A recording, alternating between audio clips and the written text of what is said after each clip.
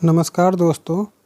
नवंबर 2018 में अमेरिका के John Allen चाउ, जो कि 26 साल के थे, भारत में नॉर्थ सेंटिनल आइलैंड पर गए, जहां पर उनकी वहां के निवासियों के द्वारा हत्या कर दी गई।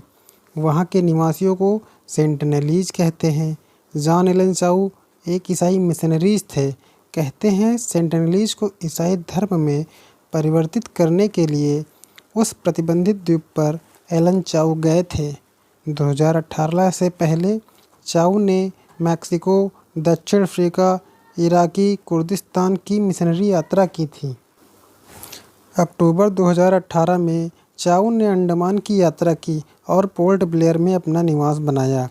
अगस्त 2018 में भारतीय गृह मंत्रालय ने पर्यटन को बढ़ावा देने के उद्देश्य से अंडमान के 29 बसे हुए द्वीपों को रिस्ट्रिक्टेड एरिया परमिट से हटा दिया। आप जानते हैं उत्तरी सेंटिनल द्वीप पर जाना क्यों अवैध है? क्योंकि वहां पर एक एक्ट काम करता है जिसे अंडमान निकोबार द्वीप समूह आदिवासी जनजातियों का संरक्षण रेगुलेशन कहते हैं। इस एक्ट में बिना सरकारी अनुमति के कोई भी नॉर्थ सेंटिनल आइलैंड पर नहीं जा सकता है। फिर भी चाउ की महत्वाकांक्षा नहीं मानी और बिना सरकारी अनुमति के चाउ ने सेंटिनल द्वीप पर जाना तय किया। इसके लिए उन्होंने 2 मछुआरों को 25,000 रुपये रिश्वत दिए और मछुआरों की सहायता से वह उत्तरी सेंटिनल द्वीप पर गया। चाउ ने अपनी डायरी में लिखा है, लॉर्ड, यह द्वीप शैतानों का आखिरी गढ़ है, जहाँ पर आपके नाम को किसी ने नहीं सुना है, न तो उनको सुनने का मौका मिला है। 15 नवंबर को चाउ ने मछली पकड़ने वालों के नाव में अपनी पहली यात्रा का प्रयास किया। इस बार वह तट से 500 से 700 मीटर दूर पर गए। मछुआरों ने चाउ को आगे न जाने की सलाह दी, पर वह नहीं माना।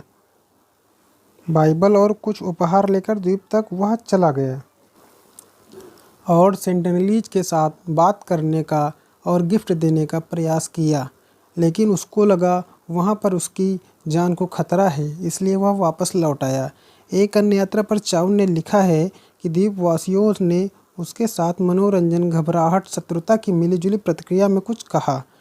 चाउ कहते हैं यह पोसा भाषा में कुछ है, जो कि दक्षिणी अफ्रीका में बोली जाने वाली एक भाषा है।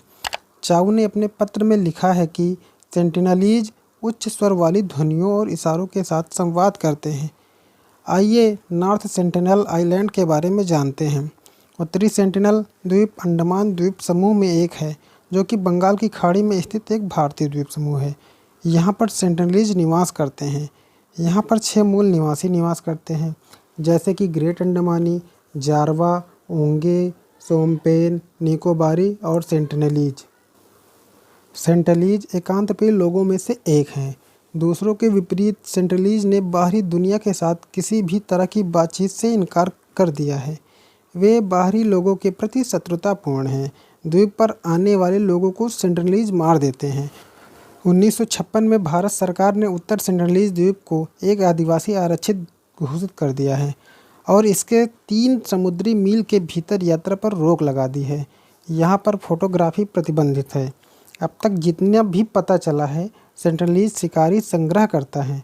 वे संभवतः स्थलीय वन्यजीवों का शिकार करने के लिए धनुष और तीर का प्रयोग करते हैं।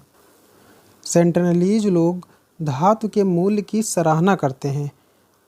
उपकरण और हथियार बनाने के लिए इसकी सफाई करते हैं। इनके मुख्य धारा के लोगों से अलग होने के कारण उनकी भाषा के बारे में कुछ भी ज्ञात नहीं है। 1991 की बात है। एक महिला मानव विज्ञानी मधुबाला चट्टोपाध्याय सहित कई लोग जो मधुबाला के साथ थे, शांतिपूर्ण तरीके से सेंटिनलीज के साथ संपर्क में आए। पहली बार सेंटिनलीज ने बिना हथियारों की टीम के साथ उनसे संपर्क किया। उन्होंने नारियल लिए और किनारों की तरफ पीछे हट गए। एक बार दोबारा मधुबाला और पंडित ने फरवरी में दूसरे अभियान में भाग लिया। सेंटिनलीज फिर से बिना हथियारों के दिखाई दिए। वे डिग्गियों में कूद गए और नारियल के बोरे ले गए। वे नाव में छिपी एक राइफल के बारे में भी उत्सुक थे, जिसे सेंटिनलीज लोहे के स्रोत के रूप में महसूस करते थे। आपको क्या लगता है, सेंटिनलीज को मुख्य धारा में शामिल करने का प्रयास करना चाहिए?